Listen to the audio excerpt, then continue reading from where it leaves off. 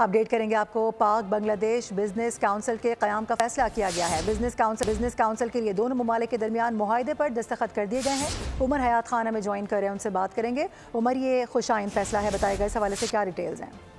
जी बिल्कुल, ये फैसला जो है वो सदर federation of Pakistan chambers of commerce and industry Atif इकराम शेख की जो क़यादत में कारोबारी वफ़द किया गया है बांग्लादेश, उसके दौरे के दौरान ये मुआहिदा हुआ है और दोनों मुल्कों के दरमियान पाक बांग्लादेश बिजनेस काउंसिल के क़याम का फैसला किया गया है और इस क़याम के मुआहिदे के लिए बाकायदा तौर पर दस्तखत भी कर दिए गए हैं।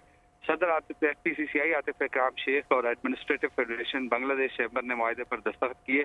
आतिफ इकराम शेख ने दोनों मुल्कों के दरमियान बिजनेस काउंसिल के क़याम को तिजारती ताल्लुकात के लिए संग मील करार दिया है और सदर FPCCI ने काउंसिल को मुतहरिक रखने और बिजनेस कम्युनिटी के रवाबित को बेहतर बनाने के अज़्म का भी इजहार किया है। और सदर FPCCI की क़यादत में पाकिस्तानी कारोबारी वफ़द की बांग्लादेश की बिजनेस कम्युनिटी से वफूद की सतह पर मुलाकातें हुई हैं और दोनों ममालिक के दरमियान तिजारती ताल्लुकात की बेहतरी, बिजनेस कम्युनिटी के रवाबित के फ़रोग़ पर तबादला ख्याल किया गया है।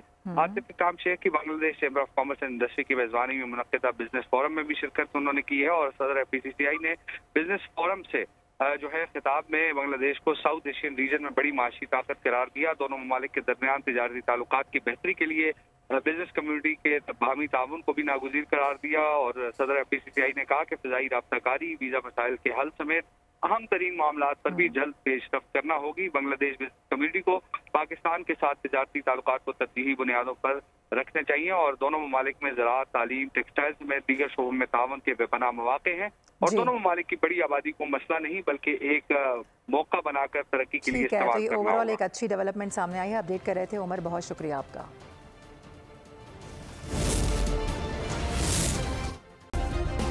सब्सक्राइब करें और बेल दबाएं ताकि कोई खबर रह न जाए।